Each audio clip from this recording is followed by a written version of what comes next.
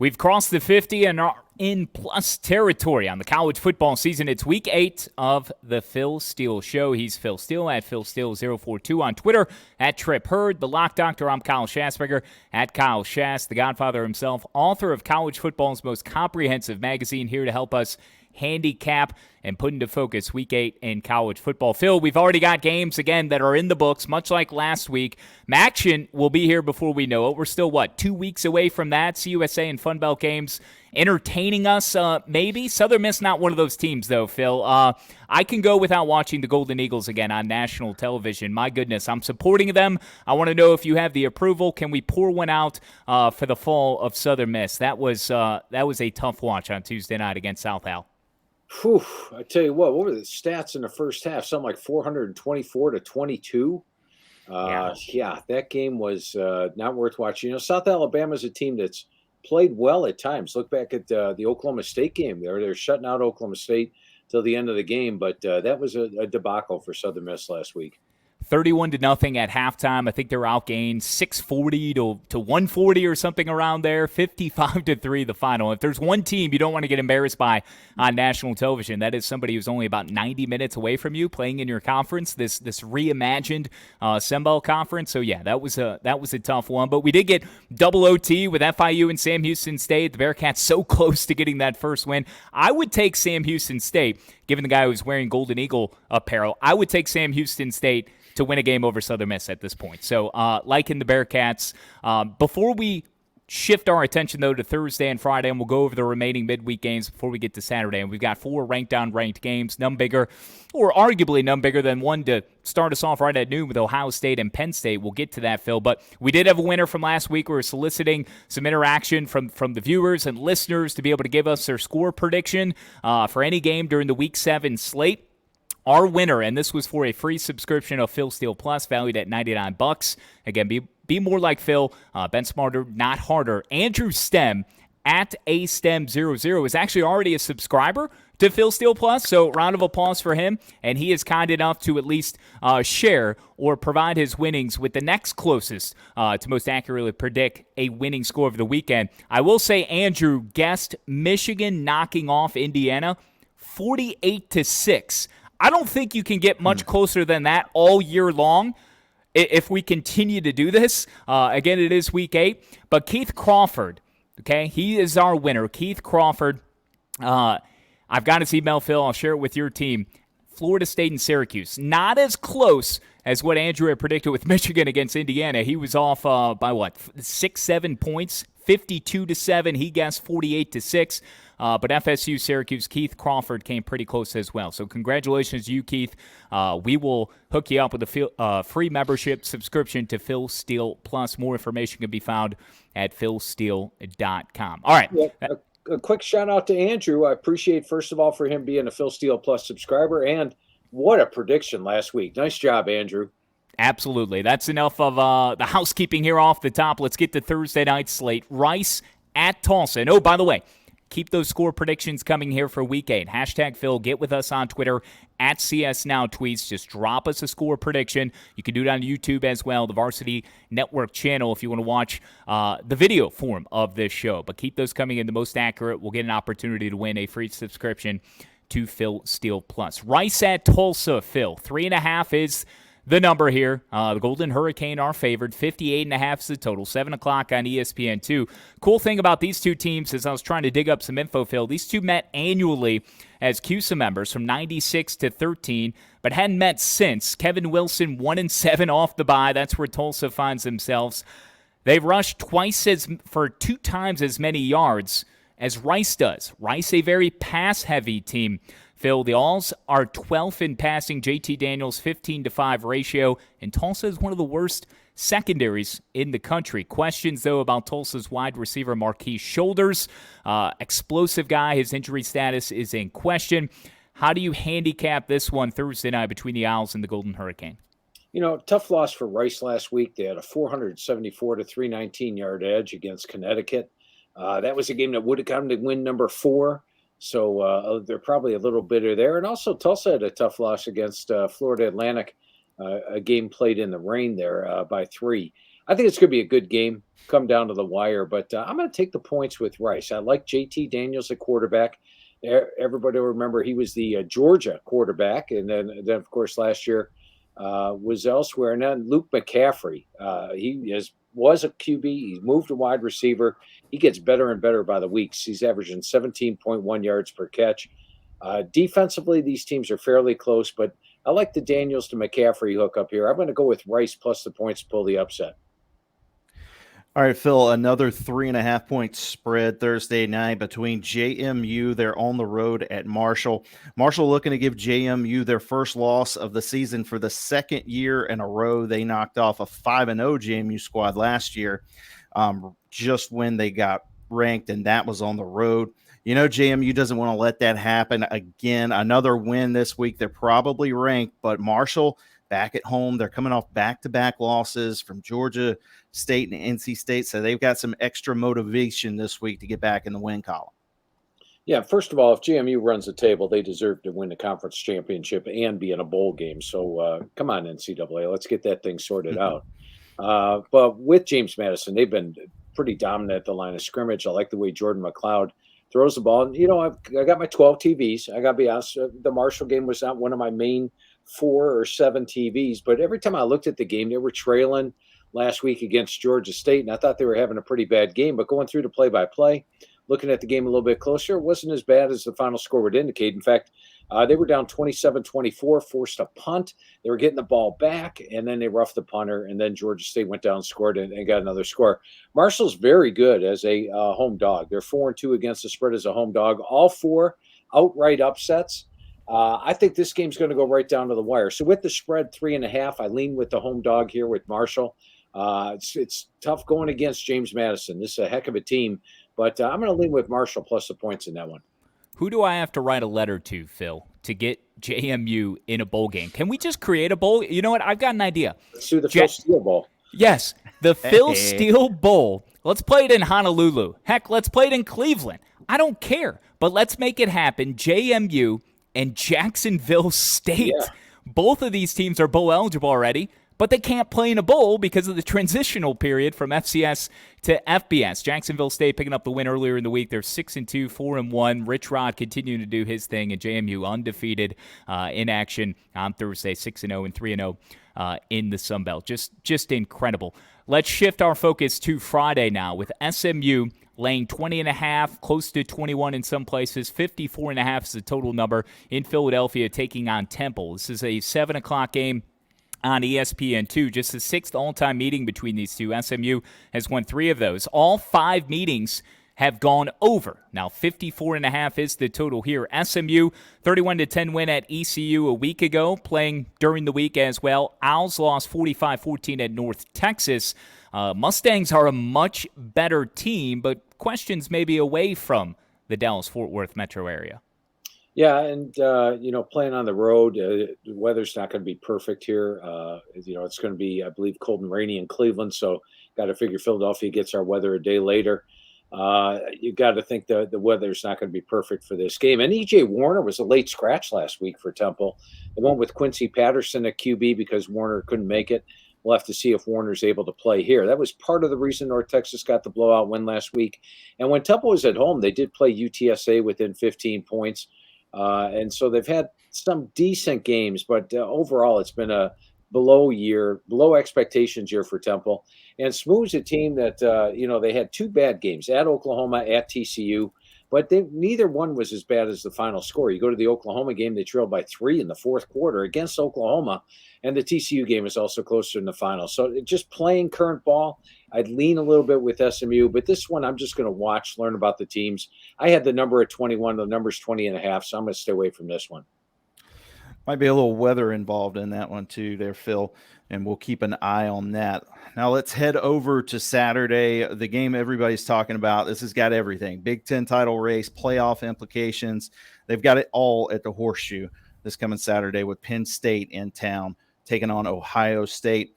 The line is Buckeyes by 5, the total 45.5. I think Penn State's got a real chance here. That defense is real. They're first in the country in total yards and against the pass, 3rd against the run, 2nd in points given up this year. Quarterback Drew Aller, 12 touchdowns to no picks. I think that's going to be the key against the Ohio State defense that's no slouch themselves. But the Buckeyes left that game last week against Purdue down 3 running backs. Their top 3 running backs were all injured. So some serious injury questions coming into this one for the Buckeyes. Yeah, I believe it totals 48.5, Tripp. Last time a little bit up. Yeah, so I think it's 48.5 because it was 47 at the start of the week, bumped up to 48.5. And the total is where my favorite play is here. You know, at the start of the year, when I ranked the defenses, I actually had Penn State's defensive line, linebackers, and DBs all ranked in my top 5. And that's actually surprised me after the magazine went to the press, because I don't do the defensive line and go, okay, I ranked their defensive line here. I can't rank their linebackers. I just did them all 3 independently. And at that point, I was like, wow, if that comes true to form, Penn State's got the best defense in the country. Better than Georgia? Really? Seriously? Look who's number 1 in the country in defense this year. Penn State. They're only allowing 194 yards per game. They're holding our opponents to 125 yards per game below their season average. They're number 1 in yards per play. Now, granted, they haven't taken on any juggernaut offenses. On the same token, Iowa, for example, Iowa's averaging 276 yards per game against everybody else, 76 against Penn State. So Penn State's holding their opponents to 125 yards below their season average. Really good defense. And in last year's game was a higher scoring game. But you had 2 veteran quarterbacks in the game. This year, you've got 2 young quarterbacks. Kyle McCord did get a test against Notre Dame. Remember, they only put up 17 points and really 10 until the final second of the game. So their offense didn't put up a lot of points. And if you're Penn State, they're number 133 in the NCAA in explosive plays. They don't have any. So I don't expect a lot of explosive plays. Last week, they took on UMass, who is last in the nation allowing explosive plays, and they hardly got any. So I think you've got 2 quarterbacks you have to protect, 2 elite defenses. Ohio State's defense is better than last year. They're holding opponents to 112 yards per game below their season average. This is going to be a tight defensive struggle, much like the Notre Dame game was. And the total up there at 48.5, I think it's very nice to go with the under. If you're looking for the side, the number keeps climbing. I had Ohio State by 3 originally. I'd give them the home field edge here. Numbers up to, I think, 5 recently. I'd lean a little bit with Penn State, but to me, the best play here is under 48.5 in the Ohio State-Penn State game. Should be a great game, and I think it will live up to what Texas-Oklahoma did, what Oregon-Washington did. I think we'll have the same type of game here. Oh, I'd love to hear that, Phil. Player prop, Marvin Harrison Jr., 84.5 yards receiving. Over under. It's going to take, I think somebody's going to make a big play. And if a guy like Harrison is worth all the publicity and all the hype, maybe McCord comes through and is able to, strike him for a big gainer that ends up being the difference. I kind of like the over for Harrison to kind of show out in this sort of setting. But you really like the number there, Phil. I have a feeling with our next game, you're interested in the total number as well, because it is a Service Academy ball game.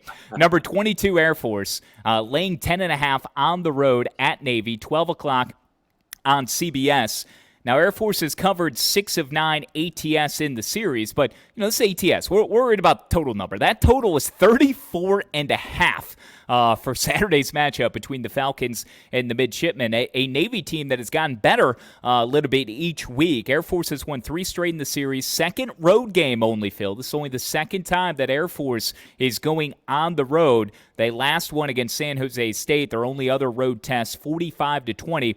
They've been a cover machine this year as well. Usually, it's played the first Saturday in October. I don't know what that does for this one, breaking the tradition a little bit later in the month. But how do you see the Falcons and Midshipmen shaping up on CBS at 12 noon Saturday? Yeah, you hit it right on the head, Kyle. You take a look at how service academies do against each other. And the reason service academies run option offenses is the opponent does not face an option offense all year. So they've got 1 week to prepare for it. They do not have a scout team that's going to run the offense anywhere near as fast as an Air Force, a Navy, or an Army runs the offense.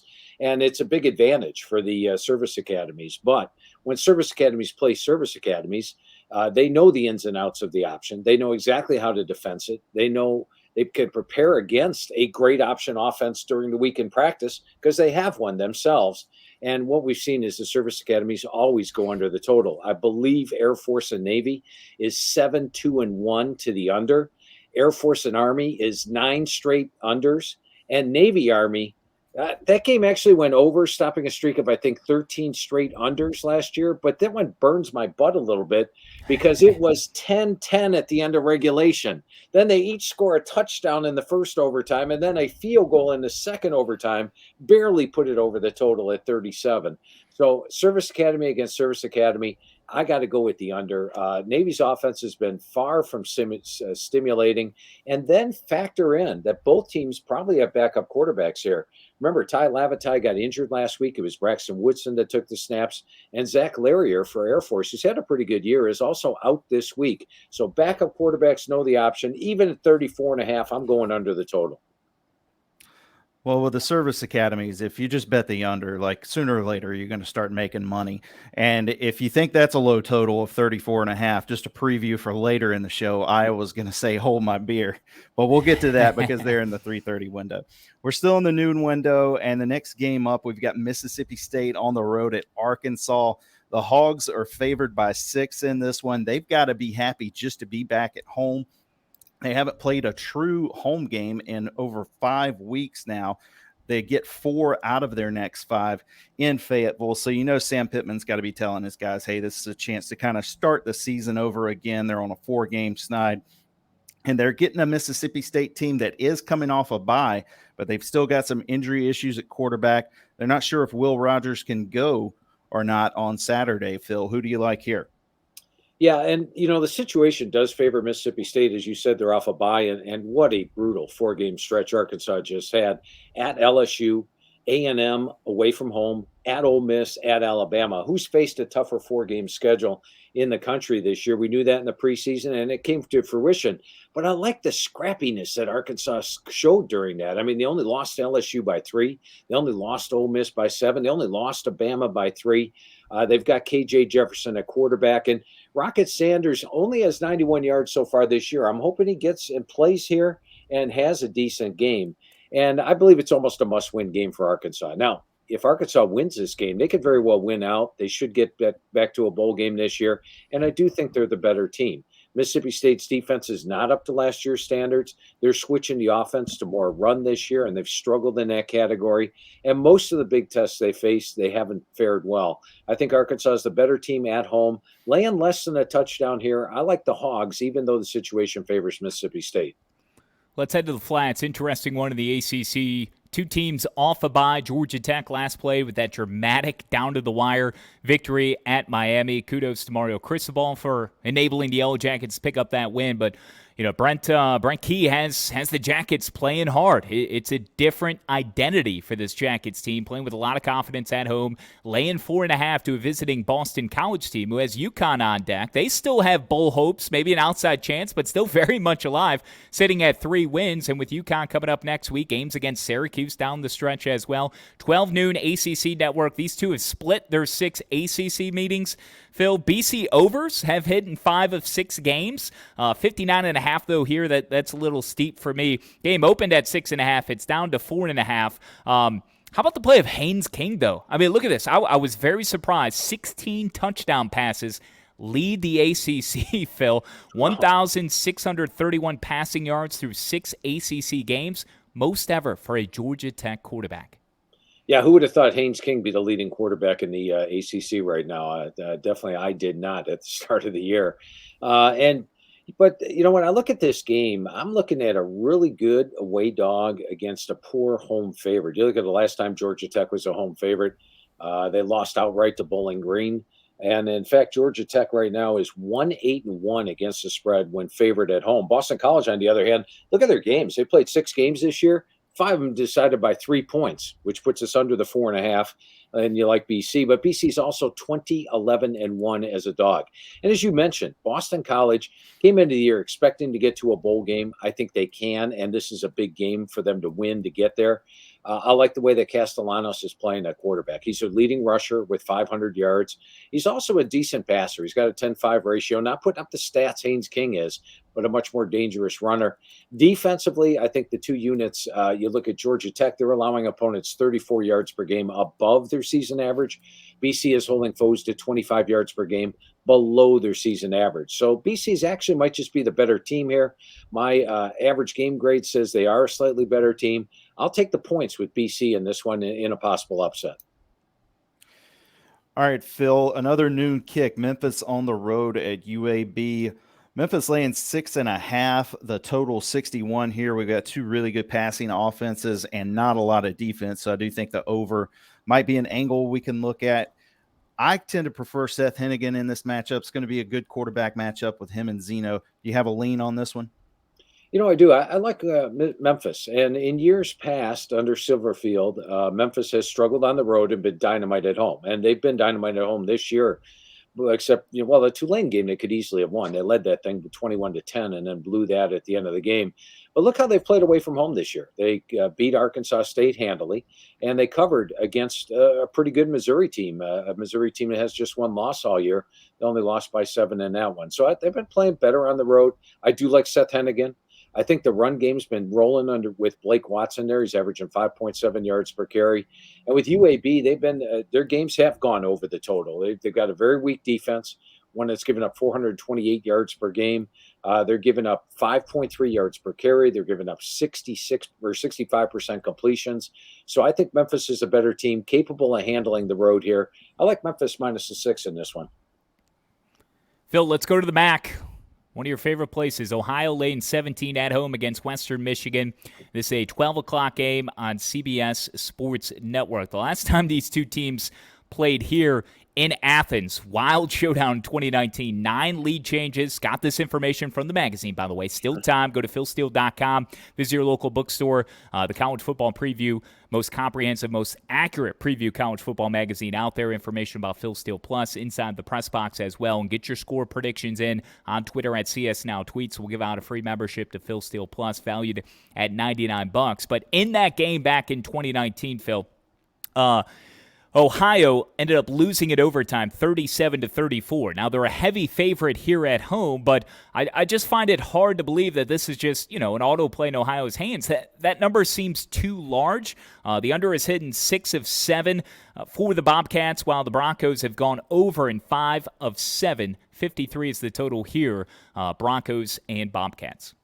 Yeah, and I've been very impressed with Ohio's defense this year. It's allowing just 244 yards per game, holding opponents to 79 yards per game below their season average. And this really started last year.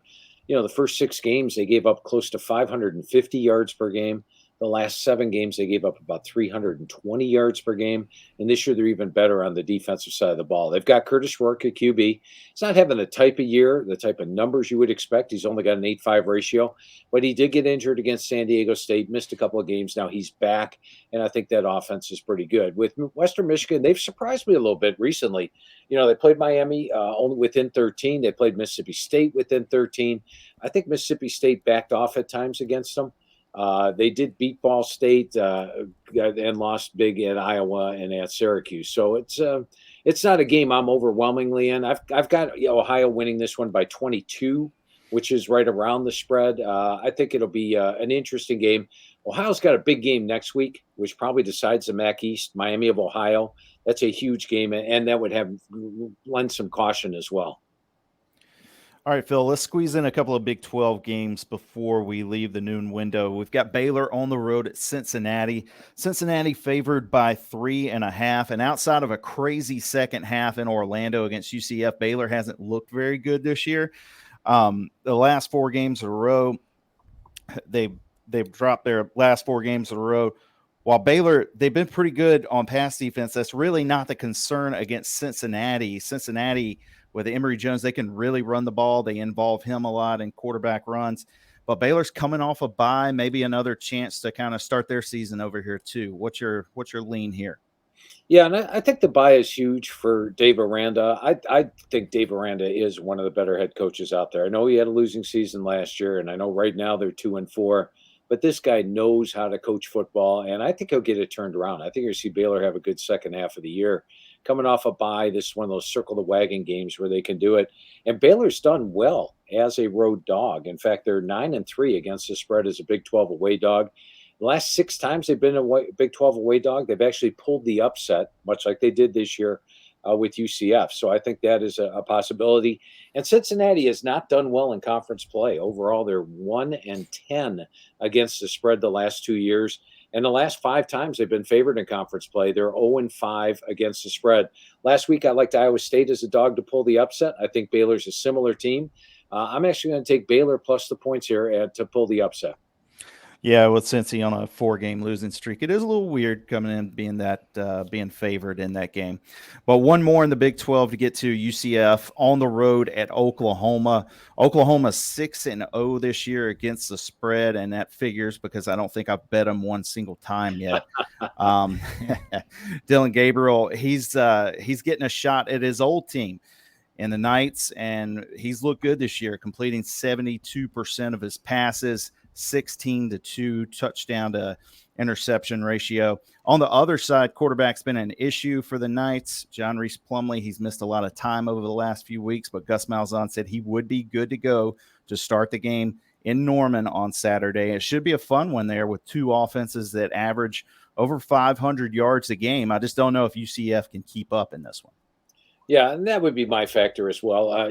John Rice Plumlee coming back, I think their offense would be better than it has been. The Kansas game, they were shut out in the first half, only had 133 yards, got a lot of yards, a lot of points late in that game. 29-point loss against Kansas, which had a backup quarterback. I like the fact that Oklahoma's off a bye, not just off a win over Texas. They'll be more confident after that Texas game, and now off a bye, they'll be pretty excited here. And UCF has struggled in Big 12 play. They're 0-3 against the spread. They're losing their games by 15 points per game, and they haven't taken on a team like Oklahoma. They're also allowing 491 yards per game. So I think Oklahoma scores pretty much every time they have the ball. Covering 18 points, I think, will be what happens this week. I like Oklahoma to win this one by 3 touchdowns or more. Phil, it's the 3rd Saturday in October. You know what that means. It's Tennessee and Alabama. This year in Tuscaloosa, 17th-ranked Volunteers are catching 7.5 as they head to T-Town at Bryant-Denny Stadium. Alabama had won 15 in a row before last year's 52-49 Tennessee thrilling victory in walk-off fashion where all of Rocky Top lost their collective minds, and rightfully so. So, my question to you, and you brought this up with Stephen Hartzell and Wayne Cook earlier this week on College Sports Now and your weekly hit with them. If you want to listen, more games with Phil, all the top 25 games, and a couple other nuggets. Just go back one more episode wherever you podcast here on the CS Now feed. The vengeance factor. This is one of those things that makes me feel very strongly towards Alabama, and I think your computers indicate the same. Yeah, and on the Phil Steele Plus, this year we added a new category or a new thing that's called schedule, and it has like a best bets in all the different categories. And I've had in years past, 2-3 years ago, I think revenge was like a 50% thing. This year, the revenge play is you were favored in a game and you lost, and now you get them back the next year. About 24-5 so far this year. It's doing really well. Wow. And talk about a guy that gets his revenge. Nick Saban is 16-1 straight up when playing with revenge, 11-6 against the spread. But there's more to like in Bama in this one. Now, the one thing that I'd be concerned about is that Bama offensive line against a very active Tennessee defensive front. But the last time Tennessee went on the road against Florida, they only had 1 sack in that game. So they play off their own crowd noise at home, which is a great venue. Going on the road, they won't have that crowd noise in their favor. I think Bama's offensive line will adjust. Bama's 10-4-1 against the spread as a home favorite, and Tennessee just 1-6 as an SEC away dog. So the angles are there, the revenge is there, and Bama, I think you're going to see them play better and better as the season goes on. They had that young offensive line, a young quarterback earlier in the year. Tennessee doesn't play as well on the road. I like Alabama, and the line's fairly cheap. Last time Bama was a single-digit favorite was 2020. I think they were 5.5, and they beat Georgia by 21. So I like Bama anytime they're a single-digit favorite. Wow. Well, Washington State probably wants a little revenge this week, too, for last year against Oregon. I don't know if they're going to get it, though. Last year was a pretty crazy game. Oregon scored 3 times in a row to kind of walk off on that one. But this year, it's at Oregon. The Ducks are favored by 20.5, and both teams coming off really tough losses last week. Oregon, they obviously, in the game everybody had their eyes on, they go down to the wire at Washington. Complete opposite for Washington State. They get run out of their own building against Arizona, lost 44-6. It's just not a great bounce back spot for them because Oregon's going to be angry. They're at home. They're 5-0 or 5-1 or 5-0-1 against the spread, depending on whatever number you had last week. And the way Washington State's been struggling on offense, I don't like their chances this week in Eugene. Yeah, and I think if Oregon played Washington 10 times, even at Washington, Oregon probably win 5 of them. They could easily have won last week's game. This is a very good Oregon team. And they're among the best in the country. They're still number 1 in my AGG, which is average game grade. Keep in mind, they outgained Washington last week, 541 to 415. Out first downed them, 32 to 24. Yet came up short on the scoreboard. So off a loss at home in Autzen Stadium, where they're almost unbeatable, that's a nice situation. And for Washington State, I guess the lesson we learned is don't go on a bye. Their offense was rolling with Cam Ward. They go on a bye, and they come off the bye, and they put up 216 yards against UCLA and just 234 against Arizona. Cam Ward has not looked the same. They struggle to run the ball. I think Oregon will be able to put pressure on the quarterback. They've got 19 sacks this year. So off a loss at home, one of the best teams in the country, Oregon. I like the Ducks minus the points this week. Massive spot for Houston at home, welcoming the 8th-ranked team in the country. I take that back. This was a note I had last week that couldn't get in. I was surprised to see it. It was Houston against West Virginia last week, which ended in walk-off Hail Mary. Phenomenal game. Dana Holgorsen, his prospects of continuing to be the Houston coach on life support. At least that was a talking point each and every week. Was he wearing out his welcome, if you will, and he does beat his former team. He pulls a rabbit out of the hat, just incredible, but it doesn't get easier. It gets as difficult as it's ever been for him going against a team from your own state, but playing West Virginia a week ago, Phil, that was the first time Houston had played anybody outside the state of Texas. Now they're back on the in-state schedule with the Longhorns coming to UH, and former Southwest Conference foes now meeting in the Big 12 for that 1-year period before the Horns are off to the SEC. Quinn Ewers, over 292.5 passing yards. I think he's going to have a big game here for a team that's off a bye. And again, Houston, an emotional win that, maybe they had no business winning at all. Texas has won 8 of 9 against Houston, but 5-3-1 ATS. They failed to cover the last 2 as 31-point favorites. Favored by just 23.5 this weekend. Yeah, and I do believe Holgorsen is on the hot seat, but frankly, I don't understand that because 2 years ago, his team only lost 2 games. He was playing Auburn in a January or a big bowl game, and then last year, they go 8-5, had a good year, and the COVID year, Phil, didn't they only play like 4 or 5? Like everybody was canceling against them, or they had to cancel. Yeah, that was a ridiculous year because I think their first 3 opponents, they were starting late as it was, and their first 3 opponents, all the games got canceled. Yep. So they had to start like the week 8 after everybody had been playing a bunch of games. Yeah, I think Holgersen's doing a good job. Should not be on the hot seat. I would keep him as a coach of Houston, but that's for another day. As far as this game goes, I believe that the win over West Virginia is a positive for Houston, and the fact that they won on the last play, they'll be energized this week. It is Texas, but this is a tough Texas team. Off a loss, off a bye. I love playing the Powers off a loss, off a bye, and you got to figure Texas will have a pretty good crowd here in Houston. It's a big recruiting area. So I could see Texas winning this 21 to 24 points. That's about where the spread is. There's better games this week. I don't think Texas is going to win by 35. I don't think Texas is only going to win by 3 or 7. I think there's better games this week to play.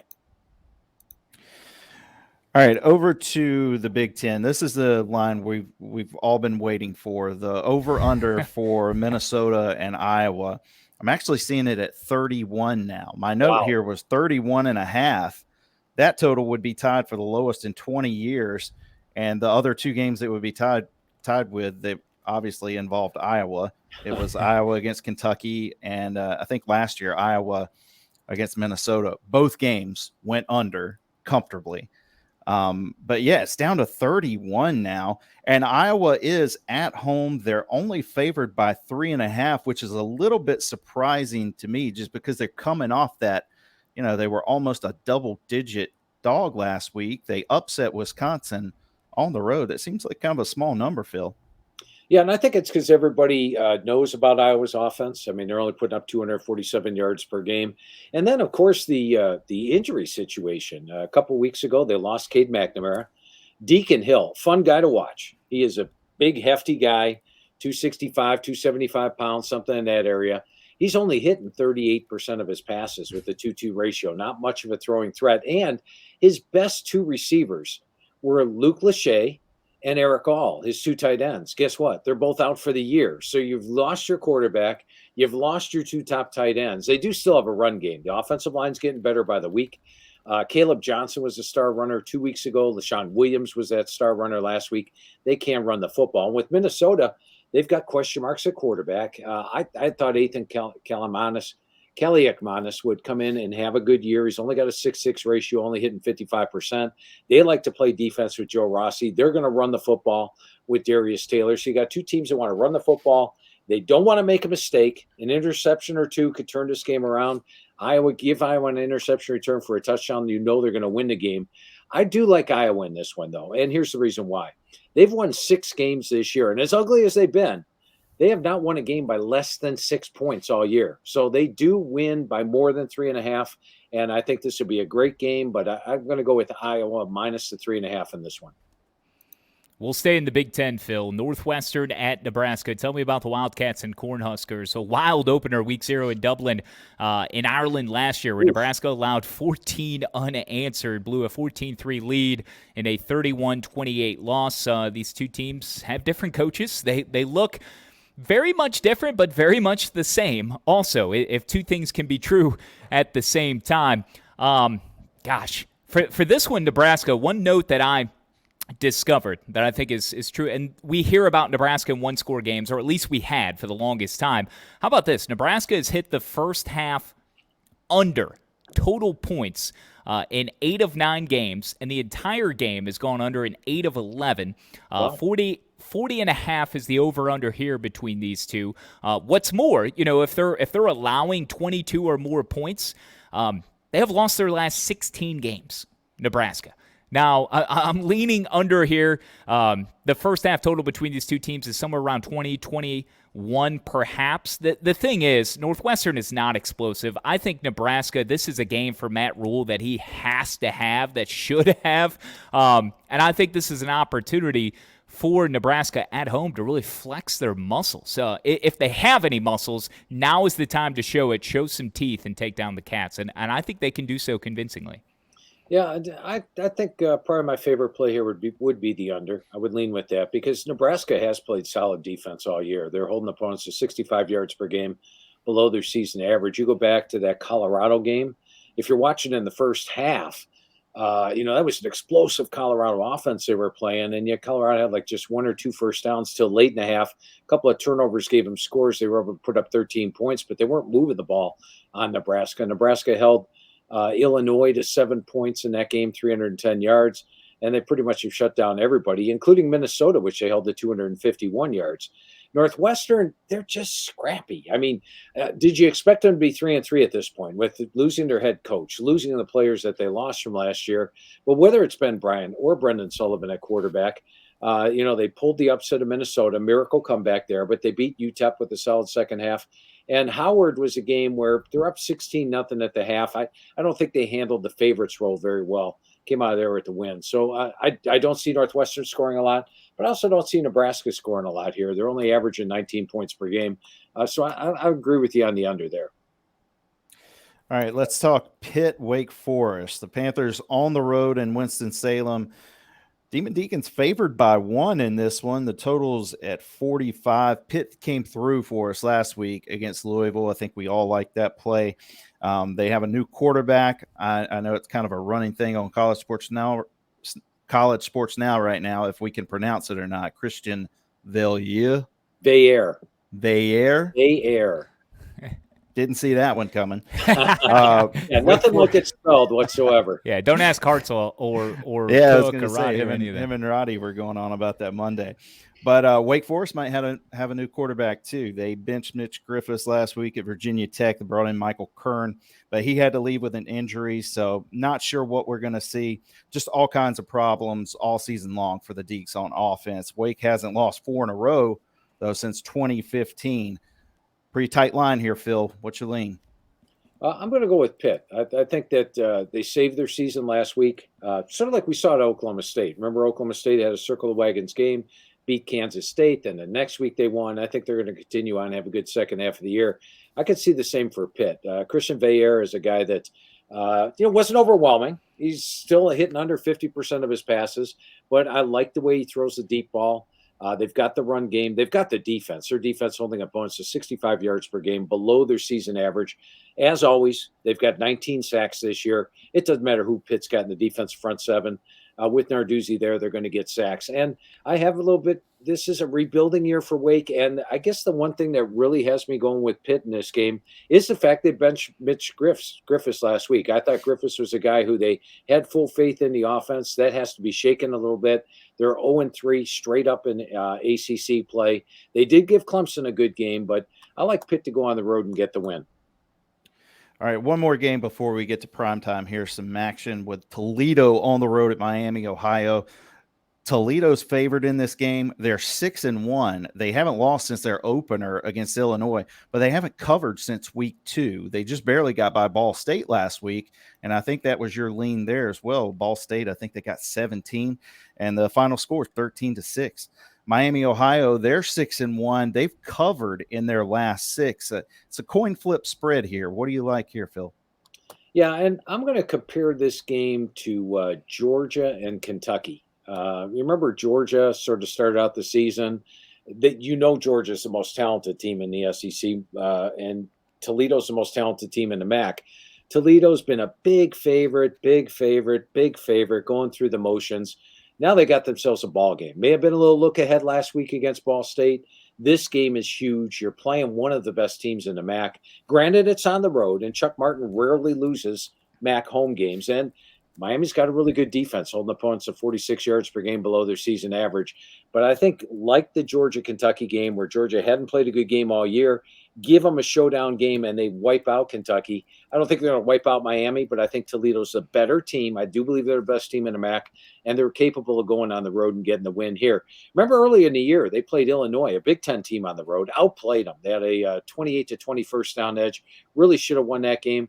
I think we'll see Penny Boone run the football. I mean, he's averaging 7.4 yards per carry. DeQuan Finn is a quarterback who I really thought some Power 5 program would throw a ton of money at him and bring him in, because he is one of the more electrifying quarterbacks out there, and he's a very good passer. I'm going to call for Toledo to go on the road and get the win here.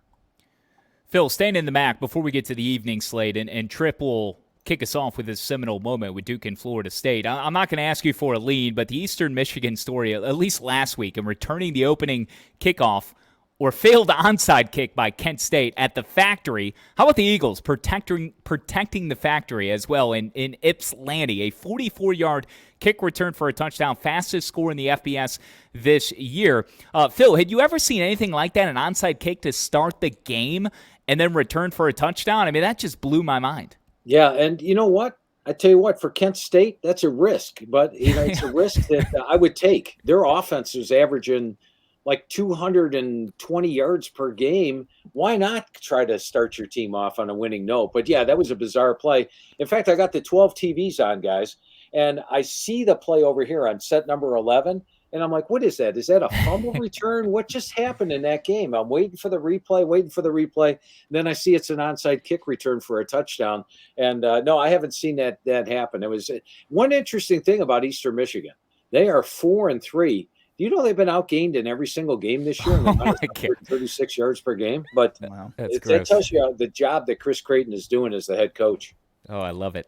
Yeah, that 11th screen sticking out with the gray-silver turf as well, whatever you call it. No, game just starts, and the guy's running it back on a failed onside. Incredible. That Maction, baby. We're going to have that in the midweek. We're so close to it. Go ahead, Tripp. Yeah, let's head on to the night portion. It's homecoming night in Tallahassee on Saturday. It's not going to be an easy one for the Noles, I don't think. Duke is a fourth down stop versus Notre Dame away from being undefeated coming into this game. Defense gives up less than 10 per game on the season. Riley Leonard, their quarterback, who knows? They're being really tight-lipped with that one. That would obviously be huge for Duke if he did play. FSU is living on big plays right now. They're not great statistically on any category on offense except for points scored, which that's the one that counts. They're scoring 42 points a game. Last two outings, I think Florida State's defense has taken it up a notch. They look pretty impressive the last 2 weeks. They've been getting after it. I like the under here. I do think Florida State's going to win, but maybe Duke can hang around. I don't know, 14, 13 and a half. That's the line. What do you like here, Phil? Yeah, I like Florida State minus the points in this one. Now, first of all, I'm going to say that Mike Elko, this guy's a miracle worker. Coming into last year, did I expect Duke to get to just a 4-loss season? No. And did I expect them right now to be 5-1 with, as you mentioned, a very close loss to Notre Dame? No. Their defense is playing great. In fact, last week I thought the defense dominated NC State. You look at them offensively, there are some questions. I mean, they had a 68-yard run, a 69-yard pass, a 1-yard drive, and that was basically their offense for touchdowns last week. They got 24 points, only 12 first downs. Henry Bellin hit 4 of 12 passes. Riley Leonard could very well come back this week, but looking a little bit closer at their defense, it sort of benefited from a couple of turnovers. The Clemson game, they gave up 422 yards. The Notre Dame game, they gave up 381. And I think Florida State is starting to play their best ball of the year. I wasn't overwhelmed at Florida State at Clemson in Death Valley. Thought Clemson was a better team and outplayed them. LSU, they were below average in the first half, played a great second half, but they're starting to come into their own. It's at night, it's at home, and Duke hasn't really played a big road game. They've only played Connecticut on the road this year. So I like Florida State minus the 14 or 13 and a half in this one. Phil, another revenge game, much like Tennessee and Alabama. We've got USC at home taking on Utah. Utes ranked 14th. Trojans falling to 18th after suffering their first loss in South Bend. Just a bad effort from Caleb Williams. Certainly his worst in his college career in his 3 seasons. And he didn't play the best against Arizona either at times, but still won them the game in the end. But, man, that Notre Dame defense came to play. They rose to the occasion. It was one of my power plays that it hit last week. By the way, we went a combined 6-1 as a team. Tripp gave us a winner. Phil, you and I performed admirably. We'll have your power plays coming up in a moment. But now USC, who dropped both games against the Utes last year, is at home. They're favored by 7, 53.5 is the total. As your magazine reminds us, the underdog has cashed in this series in 6 of the last 7 meetings, including both games last year where Utah had won. Goodness, where else to go? What direction do we go with this? For Utah, it's where is the offense coming from? For USC, I expect there to be some explosiveness, but then again, that Utah defense is a lot like the Notre Dame defense, another stingy, dominant, physical team on that side of the ball who's a run-first team. Yes, and last week I loved Notre Dame. Notre Dame was one of my top plays of the week. They delivered very comfortably, and, the score was never in doubt, really. But, I hear a lot of narrative out there about USC's defense. I mean, I've heard the narrative. They've given up over 40 points each of the last 3 weeks. But let's look at that a little bit closer. The Colorado game, they had given up 7 points with seconds to go in the first half, gave up a late score and some yards in the second half. Maybe they went to sleep a little bit. The Arizona game, they only gave up 28 points in regulation. And last week, what they give up? Kick return touchdown. They were giving up 2-yard drives for touchdowns. They only gave up 251 yards in Notre Dame, 13 first downs. I think the Irish had 8 drives. They started the ball on their own side of the field, and they only scored twice out of the 8 drives. So I do think USC's defense is better than we're giving them credit for. I mentioned that last week, and as mentioned, they only gave up 251 yards last week. Now, with Utah, I never go against Utah at home in Rice-Eccles Stadium. They are unbeatable there. Their defense lights teams up. But like when they went to Oregon State 2 weeks ago, they're beatable on the road. In fact, they're just 8-8 straight up their last 16 road games. I think they're beatable on the road here. And you talk about a team playing with revenge. Last year, USC went into Rice-Eccles Stadium and was winning that thing. I had Utah in the game with sweating bullets, or Utah scored with seconds left in the game, pulled out a 1-point win. Whew. And then you look at a Pac-12 title game, Caleb Williams gets injured early. And I think had Williams not been injured early, it might have been a different game. He's hobbling around, taking sacks, something he had done all year, and they got beat bad by Utah. So they're playing with legitimate revenge. They get Utah at home. They're coming off a loss. I like USC minus the points in this game. All right, Phil, another rivalry game here. I mean, normally I'd like to grab 24 points in a rivalry game, but I'm not sure if I'm going to do it this week with Michigan and Michigan State. It's at home for the Spartans. I mean, it would salvage what's been kind of a disaster of a season for them. But right now, it's hard to go against Big Blue. I heard some people chirping when they were down 7 to Indiana for about 10 minutes, and then 52 points straight kind of shut them up. What do you like here? Yeah, and I think Michigan's got a couple of things in their favor for this game. First of all, they're a hell of a team. In fact, I'm a voter in the Football Writers Association Super 16 poll, and this week I moved Michigan ahead of Georgia's number one team in the country. They really are complete. You look at their defense. They have a defense that just shuts teams down. They are allowing on the season just 233 yards per game, holding opponents to 118 yards per game below their season average. They've got the run game with Corum and Edwards. They've got the pass game with J.J. McCarthy hitting 78% of his passes. And then you look at Michigan State. They're pretty much Nate Carter on offense, and I believe Michigan can take away Nate Carter. They benched Noah Kim, put in Caden Hauser last week at the quarterback spot. He threw for 133 yards. That's not going to cut it against Michigan. And then the other thing in their factor, besides the fact they are the better team, is the fact that last time they played here at Michigan State, you go to the middle of the third quarter, Michigan is dominating that game. They're up, 38-16, something like that. It's all theirs. And Michigan State comes back and actually beats them. So if this thing is a 20-point game in the third quarter, Michigan is not going to let up. In fact, their first-string defense has allowed 3 touchdowns all year in the first 55 minutes of the game. I think they play their first-team defense the entire game, knowing they blew a 20-point lead the last time they played here. I'm taking Michigan minus the 24 over Michigan State. That's the battle for the Paul Bunyan Trophy. 71st battle for that.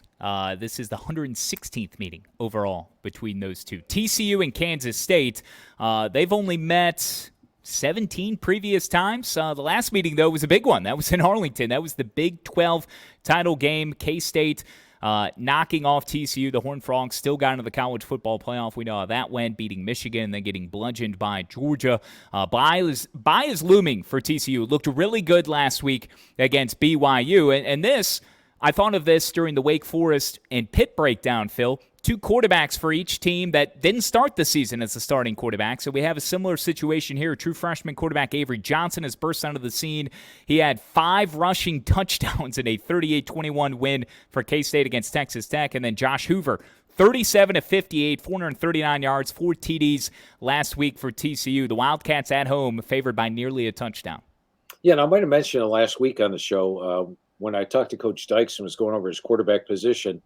What I do is I send them over my team sheets with every player on them. We go over every player on the team. When we get to the end of the position to ask for a wrap-up, and he said, Phil, I feel really good about our quarterback position no matter who wins the job. And that had me have confidence in Josh Hoover last week, and it showed. They just thrashed BYU. So I like TCU's offense with Josh Hoover. I think they're in good shape there.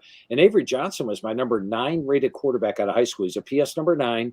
And in the second half last week, Coach Kleiman said, you know what? They're giving us a quarterback run. We're going to take it. And Avery Johnson took it last week. So 2 very impressive backup quarterbacks. I don't think they miss a beat with either. And it could very well be Will Howard again. He was the leader of the team. Now, angle-wise, when you look at this game, Kansas State's on a 7-1 run as a Big 12 home favorite, and TCU's 3-8 as a Big 12 away dog. That would lean you with Kansas State. But I personally had the game at Kansas State by about 7. That's about where the line is. So I think it's going to be a great game to watch. We're probably looking at the battle for the number 3 spot in the Big 12 this year. And I think it's going to be a fun game to watch and a lot of purple. I think another fun one in the SEC, Ole Miss on the road at Auburn, 7 o'clock. Ole Miss, a 6.5-point favorite here, but Jordan Hare has not been nice to Ole Miss. Even though they come in favored in this one, Auburn is 17-3 at home in this series when they just played Georgia really tough at home too, just a couple of weeks ago. So maybe a little momentum coming off that from Auburn. I think this could be a good one, Phil. What do you like here? Yeah, I got some pretty strong points as to why I like Auburn in this one. Since 1976, I was looking it up on Phil Steele Plus. We actually give you the spread records on every game since 1976. Auburn has lost a grand total of 7 games to Ole Miss. They've completely dominated the series. What has happened the previous 6 times they lost to Ole Miss? guess what? They're 6-0 straight up and against the spread the next year. They haven't lost back-to-back games against Ole Miss since, I believe, the 50s. My records don't go back that far. I wasn't even alive. So Auburn is 6-0 against the spread the year after losing to Ole Miss. Now, the other factor I really like in this game, and I was looking it up on Phil Steele Plus. In fact, it's on my Phil Steele Plus tour this week. Auburn on the road is averaging 241 yards per game. But at home, they're averaging 454 yards per game. And we saw what they did at Jordan-Hare against Georgia earlier this year, a game they nearly won. Same thing with Ole Miss. Ole Miss at home, averaging 566 yards per game. But on the road, 332. So they're 200 yards below what they get at home. You've got Auburn at home against Ole Miss, playing with revenge. I like Auburn to pull the upset here. Oh, I love it. Phil Steele Plus, he has those walkthroughs, those YouTube tutorials on Friday. So follow him on Twitter at PhilSteele042. More information about Phil Steele Plus, $99 valued subscription online at philsteele.com. Get more info there. But get your score predictions in. Give us a hashtag Phil if you can. But at CS Now Tweets, hashtag Phil would just put even more, of the Otis on us to make sure we don't miss it. But at CS Now Tweets, give us a score prediction, the most accurate prediction. We'll get a free membership of Phil Steele Plus, access to all those team pages. Again, the betting lines going back to 1976. Bet smarter, not harder. Be more like Phil. Phil, we're playing from behind.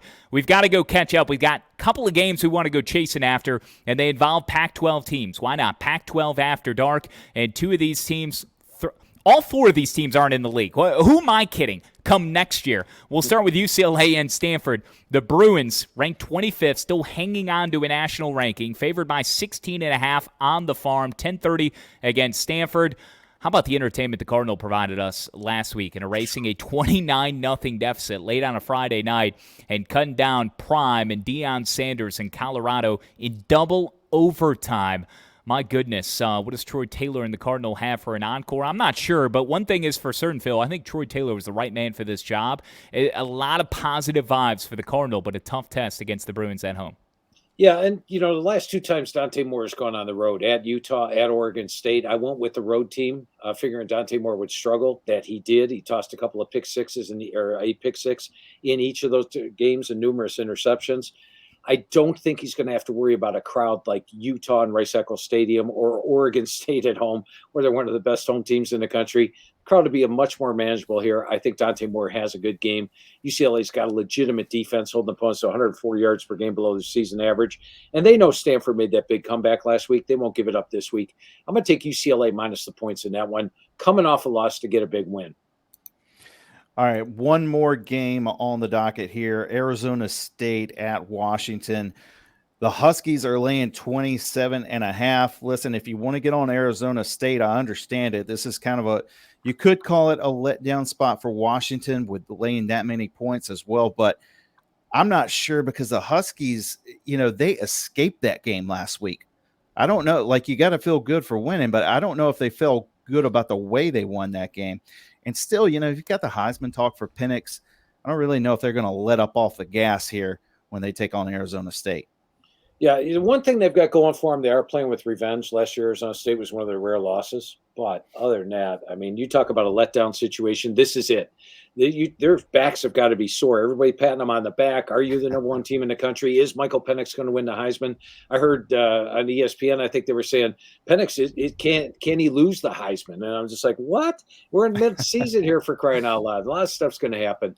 And then with Arizona State, they've dominated this series. They're 13-2 straight up, 14-1 against the spread. Arizona State's 11-4 against the spread as a away dog. They've covered their last four as an away dog against top 10 teams, and they've been playing pretty scrappy. I like the way they played against Colorado. They only lost by 3. I like the way they played against California. They only lost by 3. They only lost to USC by 14. The Fresno State game, which they lost by 29, they were -8 in turnovers. If you're -8 in turnovers, you're going to get blown out. But other than that, they're playing scrappy. They're catching Washington in a flat spot. I like Arizona State plus the points. As Tony Castricone, the voice of the Washington Huskies, reminded me on Twitter this week, it was in the game notes as well, Washington 16-2 against FBS teams under Kalen DeBoer when he was hired. Arizona State 2-15 during that period against FBS teams. However, Arizona State beat Washington last year, Okay, and Arizona State has won 13 of 15 against Washington overall. It's just incredible. It's mind-boggling, that series between those two, but certainly an instant classic with Washington and Oregon last week. Let's see how the Huskies and Michael Penix Jr., the Heisman favorite at this point, move forward. All right, Phil, your power plays for this week, Week 8 on the slate. What are your favorite picks? I'm going to give you 3 teams from Power 5 conferences. I talked about Auburn, plus the points over Ole Miss, all the reasons for that. We talked about Alabama playing with revenge. And then the under in the Penn State-Ohio State game. So Auburn, Alabama, and the under in Penn State-Ohio State. Love it. You talked me into the under on Northwestern at Nebraska, too. I was leaning more to the side with the Cornhuskers, but I'm going to go under that 40.5 game. Love Alabama as well, so I can endorse, not that you need my stamp of approval, but I do feel pretty good about the revenge factor there. One game we didn't talk about, I love Georgia State as a 3-point underdog at Louisiana. Both teams averaging 30-plus a game, but the Panthers, who have never beaten the Cajuns, 0-6, I think they're a little bit better defensively, and they also got a big rivalry game with Georgia Southern on deck, and I think they're going to want to carry that momentum forward. Tripp, anything you want to add for the weekend? Yeah, I think one of my favorite plays, we talked about it already, Florida State and Duke. I like the under 49 in that game. But we talked about the Phil Steele Bowl earlier. Like, if we want a Phil Steele Bowl, we need 2 teams that are good against the spread. The 2 best teams against the spread this season that have covered by the most are Oklahoma. The next team up, UNLV. UNLV 6-0 against the spread. It's only right that a team that's 6-0 against the spread resides in Las Vegas, Nevada. I mean, they're 5-1 overall. The only loss came to Michigan. They've just been a cover machine this year, and they've got Colorado State on tap this week. They're an 8-point favorite. I hope I'm not jinxing them, but I like UNLV.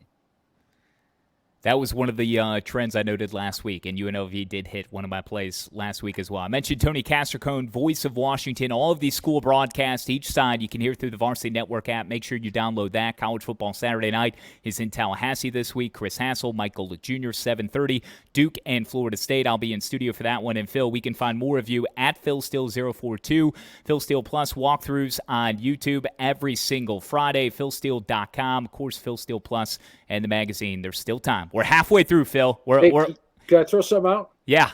I am actually wearing a Browns tie today. I noticed. I noticed. I do not follow the NFL whatsoever, and I don't watch the NFL on Sundays. I watch college football replays, but I want to make a confession. I watched the last 5 minutes of the Browns game, and they took down the Niners. Yeah. With that defense, are they going to the Super Bowl? We'll see what happens, but they have not ever been to a Super Bowl game, but that's why I'm wearing the Browns tie. I wanted to say that I actually watched 5 minutes of NFL football last week for the first time all year.